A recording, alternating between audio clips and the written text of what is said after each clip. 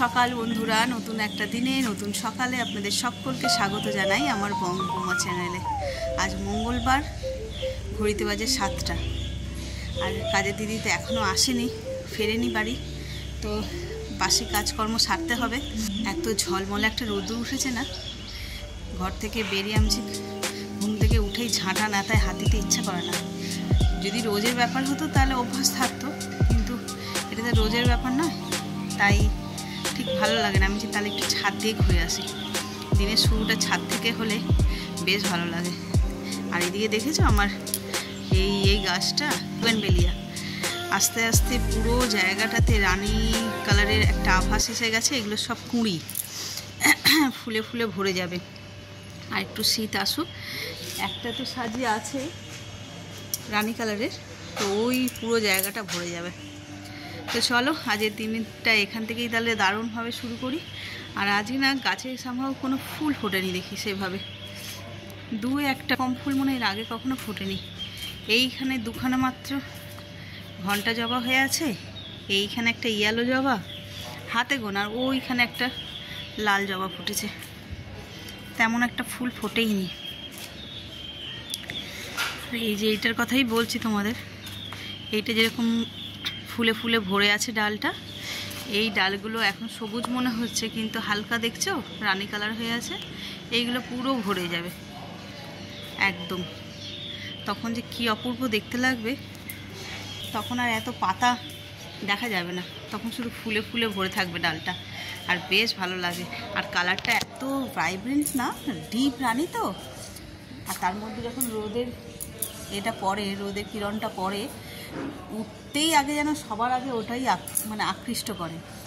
আর একটু বেলা হলে, যেহেতু অল্প মাটি না, একটু বেলা হলেই গাছগুলো সব নুয়ে পড়বে। কুড়িগুলোকে কাটতে হবে, নইলে ফ্যাকড়া বেরোবে না। এমনিতেই তো গাছে কত ফ্যাকড়া বেরিয়ে গেছে। এই একটা কুড়ি,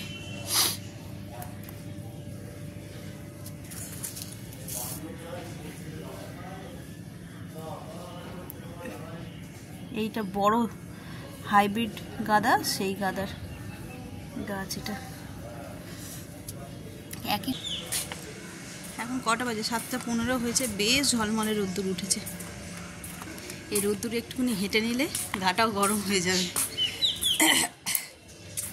সকালের রোদ্দুরটা গায়ে পড়লে অত তাপ লাগে না, তো বেশ ভালো লাগে। মিষ্টি একটা রোদ্দুর আর একটা ঠান্ডা হাওয়া বইছে। হাওয়া বইছে না, বেশ ঠান্ডা, ওয়েদারটা ঠান্ডা ঠান্ডা হয়ে আছে, তো তার মধ্যে এই হালকা রোদ্দুরটা বেশ ভালো লাগছে। বাসি কাজ সেরে স্নান করে একদম ফ্রেশ হয়ে চলে এসেছি রান্নাঘরে। এবার রান্না করার পালা। এদিকে ভাত ডাল বসিয়ে দিয়েছি। আজকে হবে একদম সিম্পল মেনু। দুদিন ধরে এত রিচ খাওয়া হচ্ছে না, মাছ মাংসের উপরে রয়েছে সব, তো আজকে হবে ডাল আর মুসুরির ডাল করবো পেঁপে দিয়ে, আর হচ্ছে পেঁয়াজ পোস্ত। শুধু পেঁয়াজ না, আলু দিয়ে পেঁয়াজ দিয়ে পোস্ত করবো। আর কলমি শাক ভাজবো। আর কালকে পার্শে মাছ রয়েছে, সেগুলো ঝাল করলে আর কেউ খাবে না দেখি, ওটা খাওয়ার সময় গরম গরম ভেজে নেব। তো এই ছিল আজকে একদম সিম্পল মেনু। তো চলো রান্নাটা শুরু করি। আর কিভাবে পোস্তটা রান্না করছি সেটা তোমাদের সঙ্গে শেয়ার করবো। সবাই জানে যে যার মতন করে পোস্তটা খেতে ভালোবাসে, রান্না করতেও পছন্দ করে। তো আমি কিভাবে পোস্ত রান্না করি চলো তোমাদের সঙ্গে শেয়ার করি। কড়াই তেল নিয়ে নিয়েছি, তেলটা গরমও হয়ে গেছে। এবার এতে এই যে রসুন একটুখানি ছেঁচে নিয়েছি, এটা দিয়ে দেবো। তেলটা একটু গরম, একটুতেই ভাজা ভাজা হয়ে যাবে। এবার এই যে আলু আর পেঁয়াজ একসঙ্গে দিয়ে একটু লাল লাল করে ভাজবো।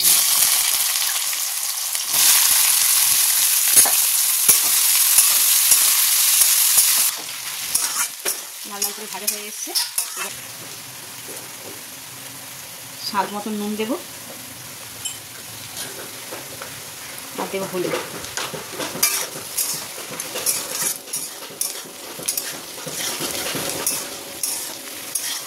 চলো এটা তো ভাজা ভাজা হয়ে এসছে। আর চন্দ্রমুখী আলু না, একটু নরম হয়ে যাবে, কিন্তু নরম হতে দিলে চলবে না। তার আগেই পোস্ত বাটাটা দিয়ে দেবো। এই যে পোস্ত আর কাঁচা লঙ্কা নিয়ে নিয়েছি, চলো এটা বেটে নিই। এই যে বাটা হয়ে গেছে, এবার এটাকে নিয়ে তেলের মধ্যে দিয়ে দেবো।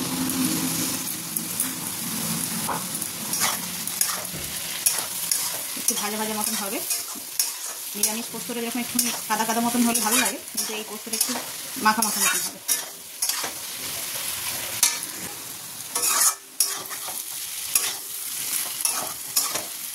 পোস্ত একদম রেডি হয়ে গেছে, সুন্দর ভাজা ভাজা শুকনো শুকনো পোস্ত। আর এখানে ডাল আমার আগে থেকে সিদ্ধ করা আছে, পেঁপে দিয়ে মসুর ডাল, এটা ফোড়ন দিলেই হয়ে যাবে।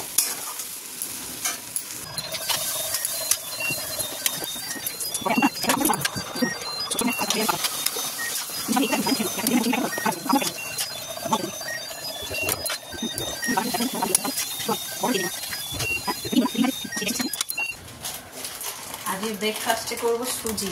এই যে এদিকে তো রান্না সব হয়ে গেছে, ব্রেকফাস্টের জন্য একটু সুজি বানাবো। তবে সুজিটা ওই মিষ্টি সুজি নয়, বানাবো নোনতা।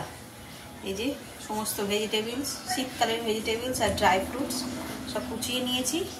আর এইটা হচ্ছে একটু কারি পাতা ফোড়ন দেবো, এটা আমার গাছের, টবে বসিয়েছি। এবার একটু সর্ষে দিয়ে দেবো,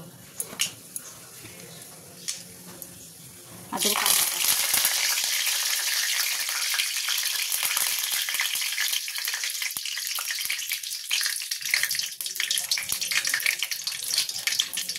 ভাজা ভাজা হয়ে গেছে পাতাগুলো, বেশি পোড়াবো না। এবার সবজিগুলো দিয়ে দেবো।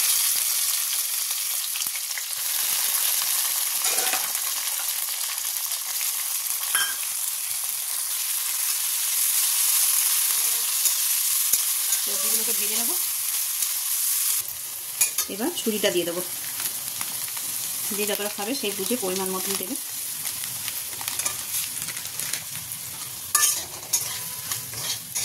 সুজিটাকে বেশ ভালো করে ভেজে নিতে হবে, লাল লাল করে আগে সুজিটাকে ভাজবো, তারপরে জল দেবো। চলো জল দিয়ে দিই।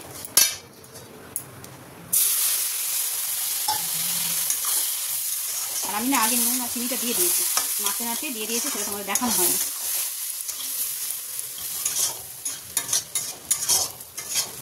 একটু জল লাগবে, সিদ্ধ হবে না।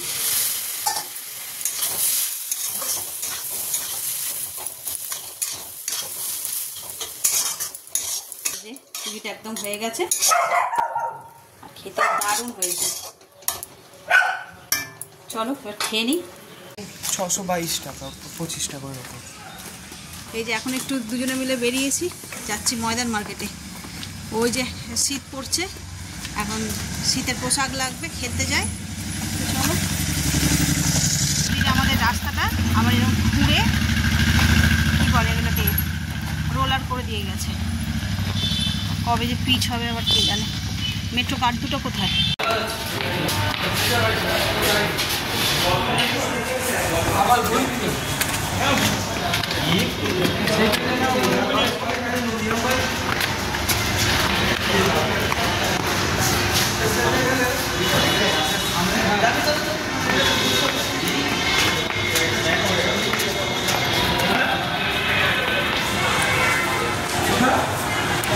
এসছিস ঠিক জায়গায়? চলো পৌঁছে গেছি, সব এসপ্ল্যানেডে এসে পৌঁছেছি। এবার যাই দোকানে, একটা বাঁধা ধরা দোকান ওরা আছে, যেখান থেকে ও খেলার ড্রেস কেনে।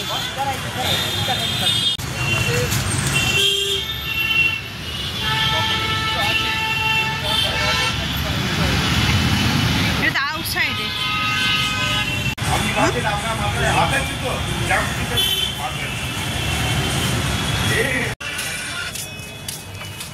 বলো। হ্যাঁ হ্যাঁ বলো। হ্যাঁ হ্যাঁ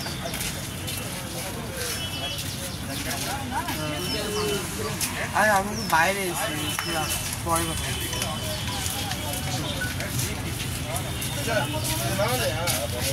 এইরকম ডুয়েল কালারের, এই ডুয়েল কালার দুটো কালার। হ্যাঁ হ্যাঁ, সে দোকান আলাদা হোক না, তোমার কাছে তো ডিজাইন থাকবে নাকি? হ্যাঁ সেই জন্যই বলছি, ডিজাইনের কথা বলছি।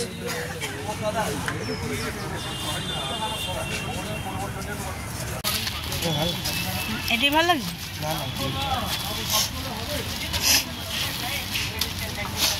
ব্ল্যাক নিবি নাকি?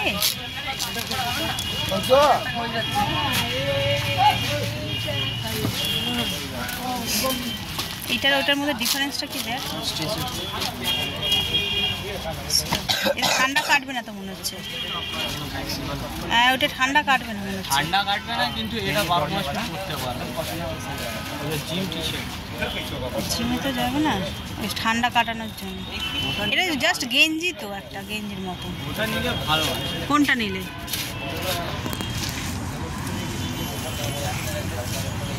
এই ফালতু জিনিস নিবি না।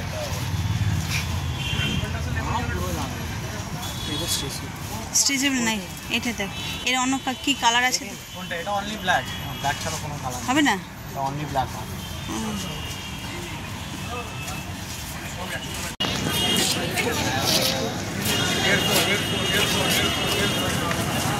দেখ দোকান, এটা সিটি ওই ওই তো ট্রেন্ডস, ওই সামনে সিটি মার্টের সামনে।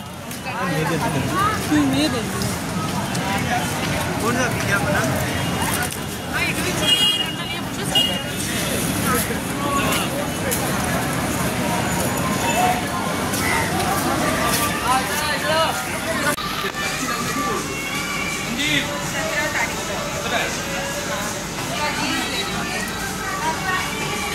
লাগছে।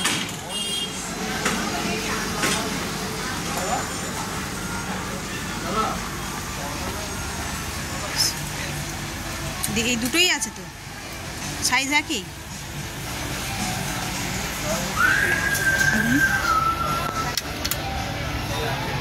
এটা হোয়াইট টি-শার্ট। হ্যাঁ এটা হোয়াইট টি-শার্ট। ওই ছেড়ে রাখবি নাকি? বা এরকম করে এইখানে দিয়ে রাখ। না না বাজে দেখাচ্ছে।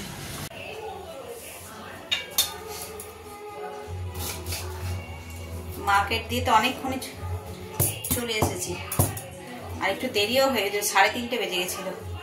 আর এত জোরে খিদে পেয়েছে, আর কিছু ব্লগও করা হয়নি। তাড়াতাড়ি করে এসে খেয়ে দে আর শুয়ে পড়েছিলাম।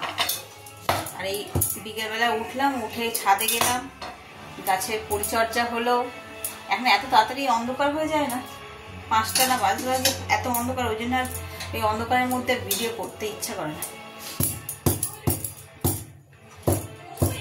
ওখান থেকে নামলাম, ছাদ থেকে নেবে এখন এই বসাবো চা। আর কি কিনলাম না কিনলাম সেগুলো দেখি, যদি আজকে পারি শেয়ার করব, আর নইলে নেক্সট ব্লগে শেয়ার করব। আর এখন চা করব, সঙ্গে করব টাটা কি এই যে সকালবেলা ছোলা আর মটর ভিজিয়ে রেখেছিলাম, তো এখন ভাবছি এগুলোকে একটু সিদ্ধ করলে পেঁয়াজ লঙ্কা দিয়ে ভাজলে মুড়ি দিয়ে বেশ খেতে ভালো লাগে। শুধু মুড়ি দিয়ে না, শুধু খেতেও ভালো লাগে।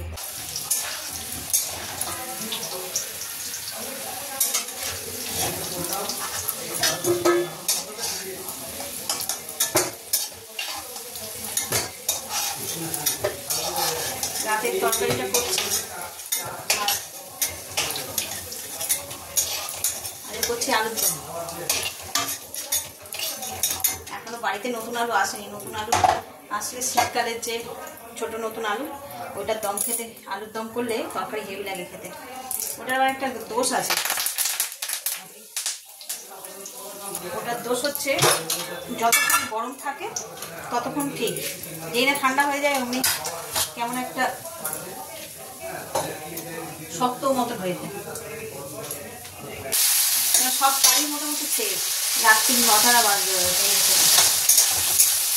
আর এদিকটা হচ্ছে রান্না, আর ওদিকে হচ্ছে মানে জোর কদমের খবর চলছে। কী যে হচ্ছে, এই জাস্ট সবে সিন্দুরের গল্প শেষ হয়েছে কি হয়নি, আবার শুরু হয়ে গেছে।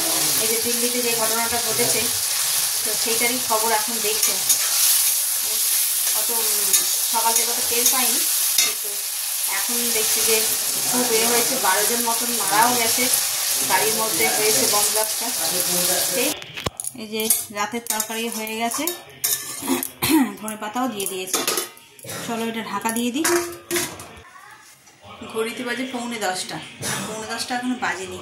আর আজকের ব্লগটাকে বেশি বাড়ালাম না, একে বেরিয়েছিলাম তো ভীষণ টায়ার্ড লাগছে, তাড়াতাড়ি খাওয়া দাওয়া করে শুয়ে পড়বো ভাবছি।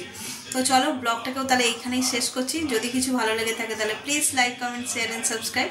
সকলে ভালো থাকবেন, সুস্থ থাকবেন। আগামীকাল আবার একটা নতুন দিনের সঙ্গে দেখা হচ্ছে।